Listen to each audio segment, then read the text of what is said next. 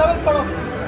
ഫ്രണ്ടിൽ കുത്തി മമ്മൂക്ക, റൈബാൻ വെച്ച് മമ്മൂക്ക, മമ്മൂക്ക മമ്മൂക്ക നെഞ്ചിനകത്ത് മമ്മൂക്ക. വേറെ ലെവൽ പടമാണ്. First watch പടമാണിത്.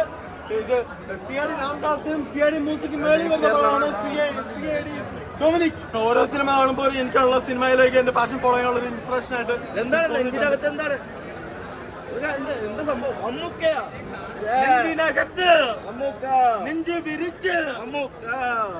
എങ്ങനെയായിരുന്നു പടം? എങ്ങനെയായിരുന്നു? പൊളിപ്പടം, വേറെ ലെവൽ പടം, ട്വിസ്റ്റ് പടമാണ്. സുരേഷ് ഗോപി കയറി വരുന്നുണ്ട്. മമ്മൂക്കയുടെ കൂടെ ഒരു പടം എടുത്ത് അടുത്ത സിനിമ നായകനാവാൻ സാധ്യതയുണ്ട്.